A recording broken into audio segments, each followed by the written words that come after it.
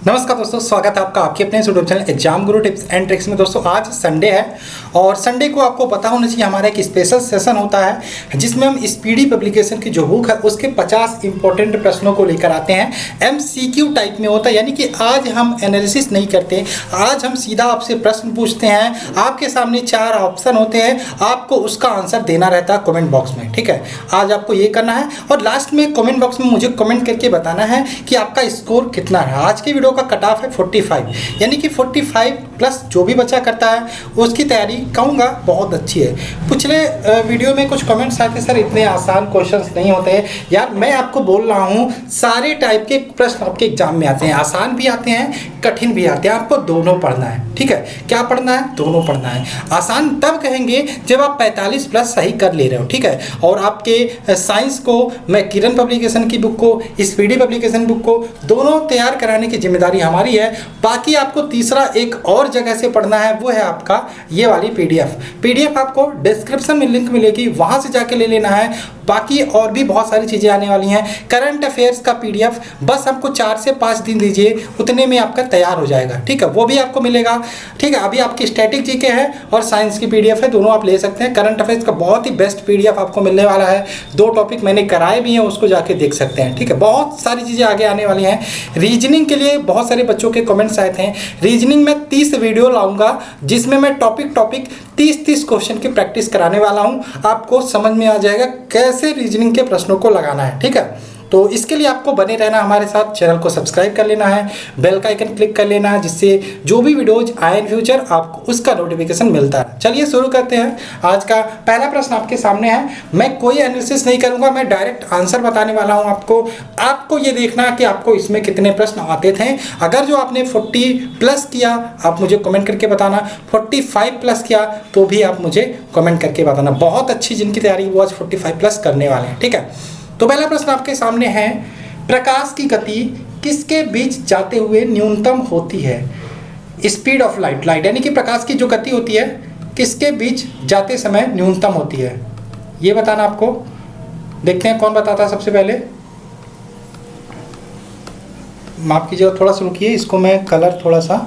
चलिए यहाँ पे इसका आंसर हो जाएगा, ये हो जाएगा कांच। ठीक है, कांच के बीच से जाते समय प्रकाश की गति न्यूनतम हो जाती है, ऑप्शन नंबर ए। नेक्स्ट बात करें, सूर्य की ऊष्मा पृथ्वी पर कैसे पहुंचती है? जो सूर्य की ऊष्मा होती है वो पृथ्वी पर कैसे पहुंचती है? तो ये आपने पढ़ा होगा, ऊष्मा संचरण की 3 विधियां, चालन, संवहन, विकिरण। लेकिन यहाँ पे जो सूर्य की ऊर्जा होती है वो कहा जाता है छोटे छोटे बंडलों में होकर आती है। ये इसका जो आंसर हो जाएगा ऑप्शन नंबर बी, यानी विकिरण के माध्यम से पृथ्वी तक पहुँचती है सूर्य की ऊष्मा। नेक्स्ट बात करें, रेफ्रिजरेटर में लगा होता है थर्मोस्टेट, और इस थर्मोस्टेट का कार्य क्या होता है आपको बताना है। रेफ्रिजरेटर में जो थर्मोस्टेट लगा होता है उसका कार्य क्या होता है? जी हाँ दोस्तों, इसका आंसर हो जाएगा एक समान ताप बनाए रखने के लिए रेफ्रिजरेटर में थर्मोस्टेट लगाया जाता है। क्या हो जाएगा? एक समान ताप बनाए रखने के लिए रेफ्रिजरेटर में थर्मोस्टेट लगाया जाता है। आगे बात करें क्वेश्चन नंबर 4 के, ये आपका शुद्ध जल का क्वथनांक कितने फ़ारेनहाइट स्केल पर होता है? क्वथनांक यानी कि ध्यान रखिएगा बॉइलिंग पॉइंट बोलते हैं। तो शुद्ध जल का क्वथनांक बताना आपको फ़ारेनहाइट पैमाने पे, तो इसका आंसर हो जाएगा 212 डिग्री। कितना? 212 डिग्री। नेक्स्ट बात करें, केल्विन तापमापी में बर्फ का गलनांक होता है। केल्विन तापमापी में बर्फ का गलनांक कितना होता है ये आपको बताना है। तो क्या हो जाएगा इसका आंसर? 273 केल्विन। 273 केल्विन इसका राइट आंसर हो जाएगा। कितना? 273।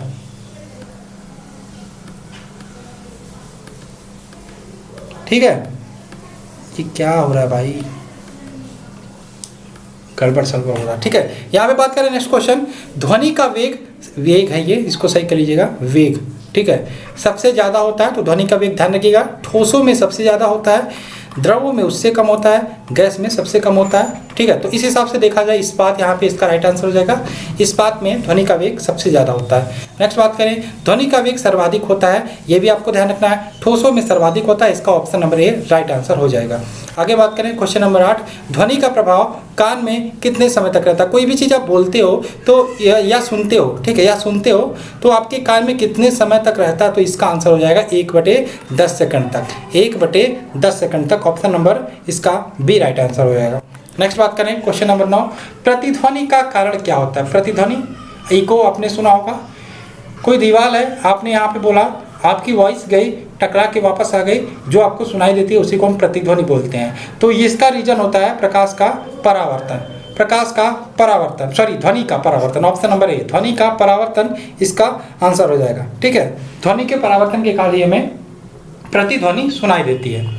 नेक्स्ट बात करें क्वेश्चन नंबर 10, झूला झूलते समय कोई व्यक्ति यदि झूला पर खड़ा हो जाए तो उसका आवर्तकाल पर क्या प्रभाव पड़ेगा? झूला झूलते वक्त कोई व्यक्ति अगर झूला पे खड़ा हो गया तो उसका आवर्तकाल पर क्या प्रभाव पड़ेगा? तो उसका आवर्तकाल होगा आपका घट जाएगा, यानी कि option number B, option number B यहाँ पे इसका राइट आंसर हो जाएगा। नेक्स्ट बात करें, यदि झूला झूलते समय, अब देखो यहाँ पे था पहला क्वेश्चन कि यदि झूला झूलते समय कोई व्यक्ति खड़ा हो जाए तो उसके आवर्तकाल पर क्या प्रभाव पड़ेगा? तो हमने क्या देखा, आवर्तकाल घट जाएगा। यदि झूले झूलते समय कोई व्यक्ति झूला झूल रहा है, उस पर कोई और व्यक्ति आके बैठ जाए, एक और व्यक्ति आके बैठ जाए, तो उस पर क्या प्रभाव पड़ेगा? उसके आवर्तकाल पर क्या प्रभाव पड़ेगा? तो आवर्तकाल इसमें क्या हो जाएगा? अपरिवर्तित रहेगा। तो क्या हो जाएगा? अपरिवर्तित रहेगा, ऑप्शन नंबर सी। ठीक, ऑप्शन नंबर सी इसका राइट आंसर हो जाएगा। ठीक है,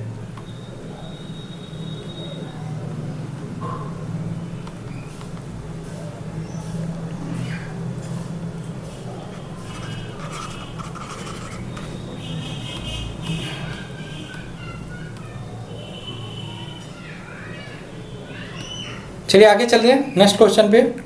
नेक्स्ट है हमारा सेकेंडरी पेंडुलम का आवर्तकाल कितना होता है? सेकेंडरी पेंडुलम का आवर्तकाल होता है, सेकेंडरी पेंडुलम का आवर्तकाल होता है तो ध्यान रखिएगा 2 सेकंड का होता है। ठीक, 2 सेकंड का होता है, ऑप्शन नंबर बी। नेक्स्ट, केशिका नली में जल का ऊपरी सतह होता है, केशिका नली में जल का ऊपरी सतह होता है। तो केशिका नली की बात करें, जल का ऊपरी सतह किस प्रकार का होता है? उत्तल की भांति होता है। ठीक है, ऑप्शन नंबर बी। नेक्स्ट बात करें, द्रव का घनत्व अधिक होने पर पृष्ठ तनाव पर क्या प्रभाव पड़ता है? तो द्रव का घनत्व अधिक होने पर पृष्ठ तनाव क्या होता है? बढ़ जाता है, ऑप्शन नंबर ए इसका राइट आंसर हो जाएगा।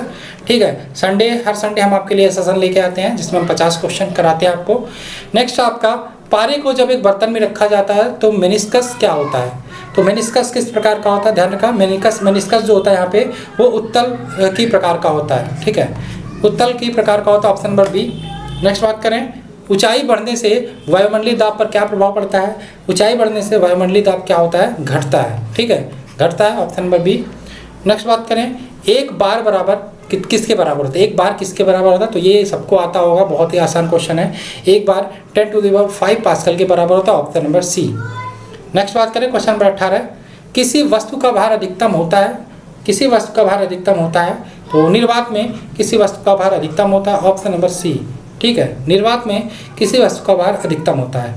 आगे बात करें, पृथ्वी की अपेक्षा चंद्रमा का द्रव्यमान लगभग है, तो पृथ्वी की अपेक्षा द्रव्यमान की बात हो रही है, ध्यान रखिएगा द्रव्यमान की बात हो रही है।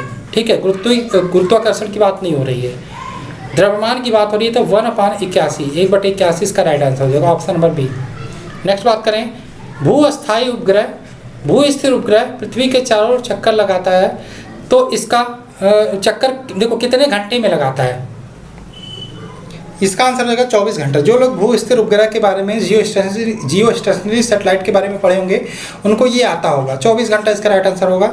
ठीक, नेक्स्ट बात करें, पृथ्वी पर वायुमंडलीय दाब का कारण है, पृथ्वी पर वायुमंडल, ये सारे क्वेश्चन मैंने कराए हैं एक्सप्लेन करके, जो 20 क्वेश्चन की सीरीज चलती है।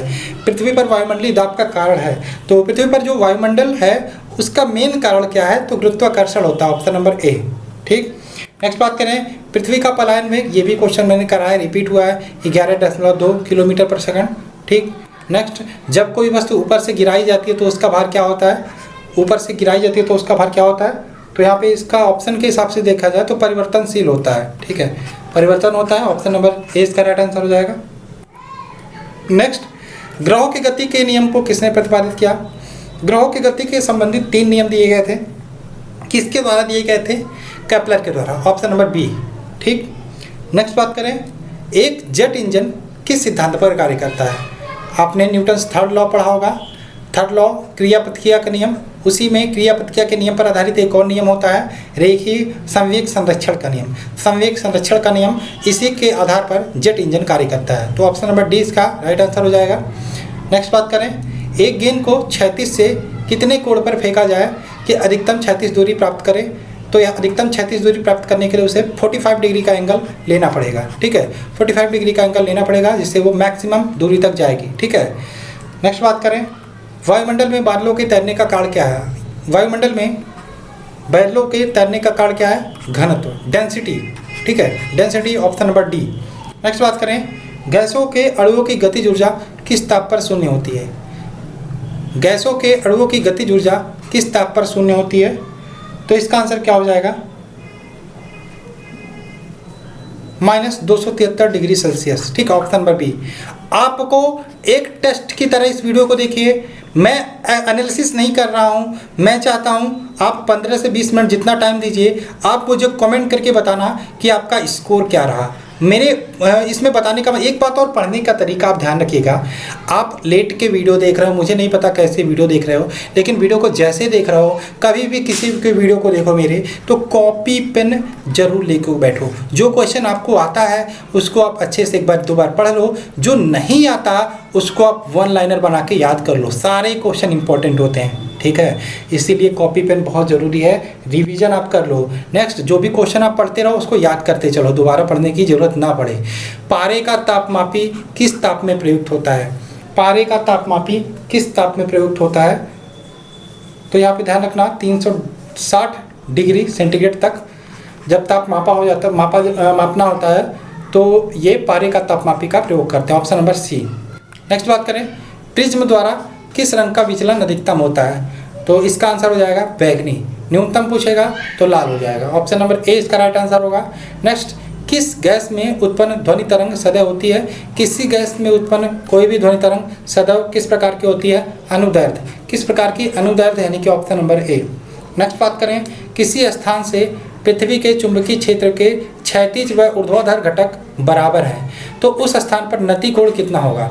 क्या क्वेश्चन है, किसी स्थान पर पृथ्वी के चुंबकीय क्षेत्र के क्षैतिज व ऊर्ध्वाधर जो घटक है वो बराबर है तो उस स्थान पर नति कोण हमेशा 45 डिग्री होता है, यानी कि ऑप्शन नंबर सी इसका राइट आंसर हो जाएगा। नेक्स्ट बात करें, द्रव तरंगों की तरंगदैर्घ्य निर्भर नहीं करती। द्रव तरंगों की तरंगदैर्घ्य किस पर निर्भर नहीं करती। तो इसका आंसर हो जाएगा आवेश पर। Option number D. नेक्स्ट बात करें, कौन सा कण सबसे अधिक अस्थायी है। कौन सा कण सबसे अधिक अस्थायी है। तो इसका आंसर हो जाएगा अल्फा कण। अल्फा कण ऑप्शन नंबर डी सबसे अधिक अस्थायी है। नेक्स्ट, एंगस्ट्रॉम क्या मापता है।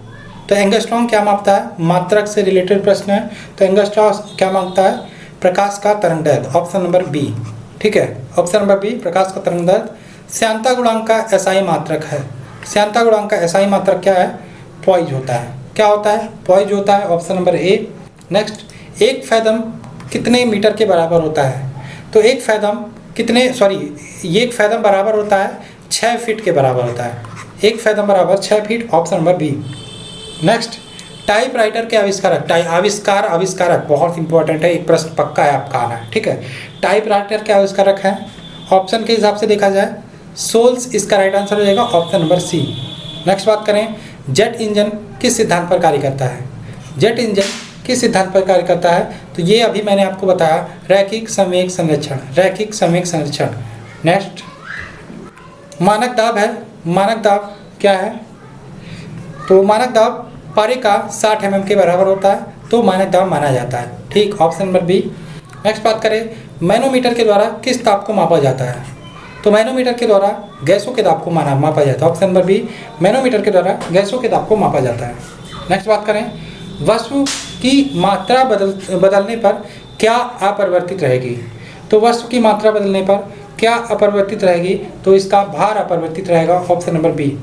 नेक्स्ट, केल्विन मान में मानव शरीर का सामान्य ताप होता है। ध्यान रखिएगा, 37 डिग्री सेंटीग्रेड, 98.4 फ़ारेनहाइट होता है और यहाँ पे 310 केल्विन होता है। तीनों ध्यान रखिएगा, 310 केल्विन इसका राइट आंसर हो जाएगा। ठीक, नेक्स्ट बात करें, पारा कब जमता है। पारा जमता है -39 डिग्री सेंटीग्रेड पे। ठीक है, इस पे पारा जम जाता है। यानी कि -39 डिग्री सेंटीग्रेड से किसी का कम ताप है तो उसको हम पारे से उस क्या बोलते हैं, जो पारा तापमापी होता है उससे नहीं माप सकते हैं, ठीक है। ऑप्शन नंबर 20 का राइट आंसर हो जाएगा। नेक्स्ट बात करें, उच्च तापक्रम को मापने का यंत्र है। उच्च तापक्रम को ध्यान रखिएगा, जिसका उच्च तापमान होता है उसको हम पायरोमीटर से नापते हैं। ऑप्शन नंबर बी, ठीक। नेक्स्ट बात करें, शुष्क सेल है एक प्रकार का प्राथमिक सेल। शुष्क सेल एक प्रकार का प्राथमिक सेल होता है। Option number B. नेक्स्ट बात करें, प्रकाश की गति न्यूनतम होती है, तो प्रकाश की गति न्यूनतम किसमें होती है? कांच से गुजरने पर। ये पहला क्वेश्चन जो था वही रिपीट है, कांच से गुजरने पर प्रकाश की गति न्यूनतम होती है। तो आपको बताना है कितने क्वेश्चन आपने राइट किए, ठीक है। नेक्स्ट बात करें, तड़ित चालक किसके बनाए जाते हैं? तड़ित चालक किसके बनाए जाते हैं? तो ये बनाए जाते हैं आपके तांबे के। किसके? तांबे के। नेक्स्ट बात करें, किस यंत्र का काम डायनेमो के कार्य को उल्टा होता है? डायनेमो क्या करता है? यांत्रिक ऊर्जा को विद्युत ऊर्जा में बदलता है, और विद्युत ऊर्जा को यांत्रिक ऊर्जा में कौन बदलता है? मोटर, ठीक। ऑप्शन नंबर 20 का राइट आंसर हो जाएगा। नेक्स्ट बात करें, चुंबकीय क्षेत्र मापा जाता है। चुंबकीय क्षेत्र को किससे मापा जाता है? तो मापा जाता है आपका फ्लक्सोमीटर से। फ्लक्सोमीटर यानी कि ऑप्शन नंबर डी इसका राइट आंसर हो जाएगा, फ्लक्सोमीटर। तो दोस्तों आशा है आपने ये 50 क्वेश्चन हमने किए, और आशा है आपने ये 50 के 50 में से 45 या 40 किए होंगे। तो आपको कमेंट करके जल्दी से बताना है। और एक बात और, ये वीडियो अगर जो आप चाहते हैं कि एक्सप्लेन करके बताओ, मैं एनालिसिस करके बताऊं, तो आप मुझे कमेंट कर दीजिएगा। नेक्स्ट वीडियो से मैं कोशिश करूंगा, क्योंकि ये मुझे भी सही नहीं लगता थोड़ा, ठीक है। लेकिन मैं सोचता हूँ कि आप डेली एनालिसिस करके पढ़ते हो, संडे में आप MCQ टाइप में दो, यानी कि आपका एक तरीके से टेस्ट हो जाए कि आपने कितने क्वेश्चन सही किए, ठीक है। तो आप मुझे कमेंट करके बता देना अपना स्कोर। और जिन लोगों ने टेलीग्राम पे हमें फॉलो नहीं किया, यहाँ पे फॉलो कर सकते हैं। चलिए मिलते हैं नेक्स्ट वीडियो में। जय हिंद दोस्तों, जय भारत।